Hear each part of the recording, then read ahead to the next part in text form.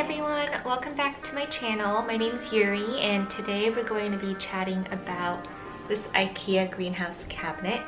If you watched my prior houseplant vlog, you'll have seen that it was a lot more full, and then you'll know that I have two of these IKEA Greenhouse Cabinets against this wall. For today's video, I'm going to be talking about why I ended up getting these IKEA glass cabinets and putting plants inside them. There's been a lot of popularity around these glass greenhouses from IKEA. There's like an Instagram account called IKEA Greenhouse that has been super popular because a lot of people, especially during quarantine, have been expanding their indoor houseplant collection, and especially if you're collecting tropical plants, they really like humidity. And so this has been one option for people with a little bit less space. You know, if you can't do like a huge walk-in greenhouse, this is an easy way for you to put a lot of your plants that require a bit higher humidity and have them inside your home, nicely displayed, without increasing that humidity all throughout your house, which can cause damage to your home. So I decided to buy the IKEA cabinets for 3 reasons.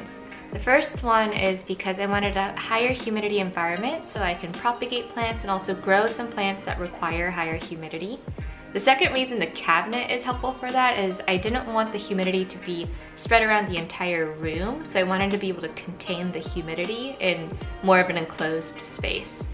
And the third reason is because it looks pretty cool. It looks like you're displaying some things that mean quite a lot to you, and these plants do mean a lot to me, and they just look really nice displayed in this nice glass cabinet, especially when you walk into the room and you just see these cabinets full of plants against the wall. So those are the reasons why I ended up purchasing these cabinets. While I did get the wide ones that are shorter because of the way that my windows are organized, a lot of people end up getting the tall ones. And my problem with the tall ones, to be able to get all the cords and things for your lighting and your fans, you need to drill like a circle hole into the bottom. Like most people do it in the back corner of this bottom thing. There's 2 layers that you'll need to cut through. And I don't have any sort of drill that will cut that for me, so I would have needed to get more tools. The thing that I found though with this wide MILSBO, and I don't know if this is how it is with the tall one as well, but I found out that on the top there's a little bit of a gap that you can actually just easily cut out if you have like a sheet metal cutter, which I know most people don't have it. I happen to have one because we're using it to cut some chicken wire to try to keep some rats out of our backyard, but we happen to have like a sheet metal cutter, and it just like, they just look like scissors, or just a little bit sharper. And I was able to use that to just cut the top part of this top shelf and have enough space to tuck in some wires. After you figured out how to procure one of these shelves and figured out which cabinet suits your needs, you'll need 3 other things. So you will need some sort of wire shelf. I bought this on Amazon. I will link it on my description, but I had to cut it down to size because I couldn't find something exactly the specifications that I needed. And to cut this metal shelf, I needed bolt cutters. So why do you need this wire shelf? I mean, the cabinet does come with glass shelves, but you want the wire shelves because you want the circulation inside the cabinet to be really good. Like I said, it is very moist in there, and you don't want the moisture to sit and not flow around. So in order to do that as best as possible, the wire shelves will mean that there's more space for the air to circulate. And if you have the right fans inside, it'll take care of all of the problems you might get with too much humidity, such as mold growing. So I found out that the fans that I have in the cabinet right now, I have just one set of fans. They're like computer fans. I got 2 additional ones because it's just not enough airflow, and there was mold growing, and so I'm gonna try adding in 2 more fans to see if it helps, and also going to change what direction that they're blowing in. Grow lights, that's the third thing that you'll need. So I have grow lights up top and on the bottom. Some people don't even have this middle shelf. I guess that's the thing. If you want to put big plants in here, you don't even need a shelf. You can skip that part, but you'll still need fans. You can hang them on the top. The other thing that you'll need is grow lights unless you have a lot of natural light that's just going to hit this cabinet somehow magically. I don't have enough, and I also want to optimize for it growing about 16 to 18 hours a day, and I don't get 16 to 18 hours of sun. So I have these grow lights on a timer. They will turn off, I think, around midnight every night, and then they turn back on sometime around 6 a.m. in the morning. So that's been working really well for me to encourage lots of growth even during the winter, and it keeps the cabinet a little bit hotter as well because the lights emit a little bit of heat. I mean, they're LEDs, so they're not super hot, but it's definitely warmer in here than the rest of this room. The last thing you'll need is a sticky tape thing. It's insulation tape, and you'll want to cover some of the gaps that the cabinet has so that the humidity stays inside. Before I got the insulation tape, I was realizing that the humidity inside was it was pretty high. It was higher than in my normal room, but not by much. It was maybe 5% higher. And I was thinking, oh, do I need to stick a humidifier in there? Is this actually doing what I want it to do, which is increasing the humidity inside? But when I put in the insulation tape and covered up a lot of the gaps that this cabinet has, it increased the humidity by 10 or 20% just by doing that. So I would highly recommend getting some and setting it up. I did it kind of messily, like it's covering the perimeter and it's doing its job. I'm sure there's a better way to do it, but this is the best I could do with the tape that I got. I will link the tape in my description, but I'm not sure if it's the best option. I also needed to buy 2 tapes, one to stick in between this door here. It needed a thinner thickness, and then I got a thicker one for the rest of this. And that's it. That's what you need to get your cabinet set up. So here's what the underside of my top shelf looks like. You can see that I also got these 3M hooks to keep the wires flat against the top. You can see this insulation tape running across, and you kind of have to cut out some sections to make sure the cabinet doors close properly.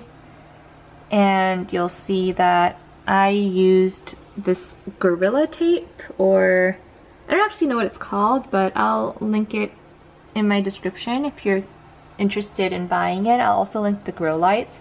You don't want to use the sticky tape that comes with the grow lights because they're really bad, and I've had these lights fall and land on top of my plants and crush them. So use this other tape. It's super sticky and it works really well even when it's humid.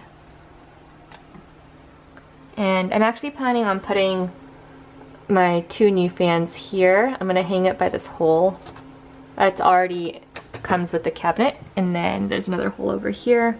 So I'll have 2 pointing downwards, and then I have these existing fans. I have one here that's pointing up, and then another one on this side pointing down, but I'm going to have them both point down as well. I'm also hanging my grow lights. They come with this like clip thing too if you don't want to stick it, so that was convenient for tying it to this wire shelf, and use some zip ties to try to do some cord management. But I have 2 lights down here and 2 lights up top. I have my humidity meter down here. It says 50% right now because I have the door opened, but it was saying 65% before I opened the door. And if I have just watered my plants, it'll actually go up as high as 80–85%, which is really great. Also, I'm realizing you probably want to add to the list of things you need to buy to set up this cabinet. You'll want to get a timer, and this is like one of those things that you use for your Christmas tree lights. I bought one. It makes a little bit of noise. It's not super quiet. If you want a digital one, it'll be quieter, but I don't know, this works for me. And I have it so that, like I said, it turns on at 6 a.m.-ish and then turns off at midnight, so I don't have to worry about turning the lights on and off. You do need to turn your grow lights off for a certain duration depending on what type of plants you're growing. I've heard anthurium prefer to have a little bit more of the dark side so that it actually does most of the growing when it's darker. This is just something that I've heard, so I don't fully know how correct that is, so please do your research there. I am lazy and I have just decided that this is a good duration for most of my tropical plants, and it's been working out okay for me. So I figured since I have to disassemble this top shelf anyways to stick in these 2 extra fans, I can show you more close up how the cords are coming in and out of the cabinet. And like I said, most people will just buy like a circular saw and then just drill into the bottom of this cabinet and have the wires go down and out.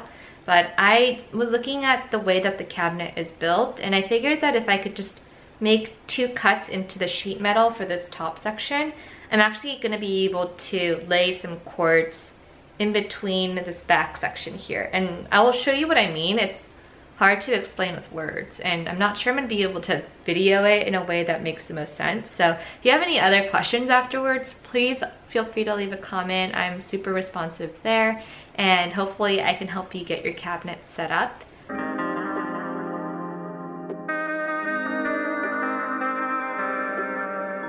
So disassembling this cabinet is pretty easy, but you need to remove the doors first to be able to then unscrew something that's keeping this shelf on top, and then you can lift it up.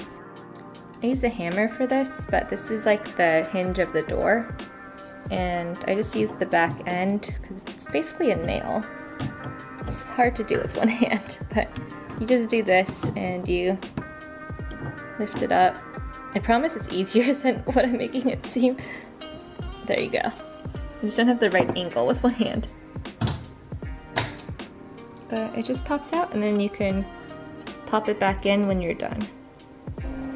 And IKEA gives you the right tool to do this, but you just need to use like a hex wrench and unscrew these. You only need it for the first turn to get it unstuck. And then it's pretty easy to use your hands to unscrew it, but there's 4 of these, so I'm gonna go do that real quick. Now I should be able to lift the shelf up, but there's some wires still attached, so I'm gonna turn the grill lights off real quick so that I can lift it up easier.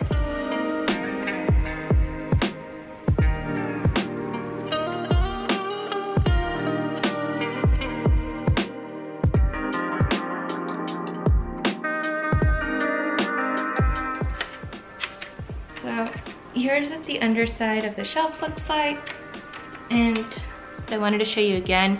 This is what that back portion looks like. It used to just be like a small little circle with this filled in, kind of like that. But I cut 1, 2, and it's not even, but it's okay. And the reason for this is that then there's this glass part of the shelf, and it just slides into about here where my finger is, and it gives you the rest of the space to have your cords popping out. So this is what I mean by, like, the other part now is like a U. So when you put it back down, there's still this much space here. So you can just pull cords through like this and not have to cut a giant circular hole on the bottom of your shelf. So that's worked really well for me. It seems a lot less scary to cut through sheet metal than to drill a circular hole, but maybe that's just me. And now to add in some new fans, all you have to do is lay it through this little hole.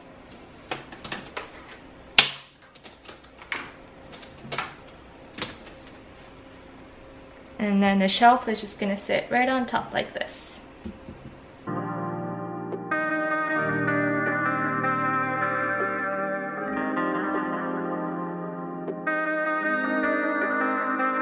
That's my introduction to the IKEA Greenhouse Cabinet. I hope this was helpful too if you're on the fence or thinking about assembling one, or you even have all the materials and you're thinking about it.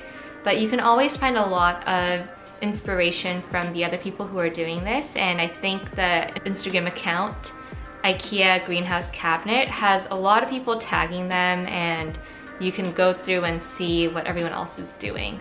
That's how I set mine up, and I have these white trays that I use for keeping all my plants in order and catching all the water that falls through. They're just cheap trays that I got from Target. My camera's running out of battery, so bye!